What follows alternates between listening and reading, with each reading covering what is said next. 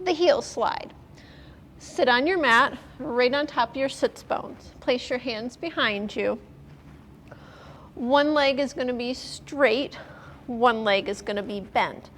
Now, the leg that has the knee issues for the MCL, start by looking your chest, bringing your chest forward and dragging that heel along the mat until it comes close to you and your toe goes down. Push it away. Now, if you happen to be on hardwood floors, you can easily put a towel underneath your foot. So you're really trying to pull it in and dig a deep trench. And as you push it away, it's activating that quad. Now, if you can't get the leg to go all the way straight, put a towel under here so it doesn't damage the knee.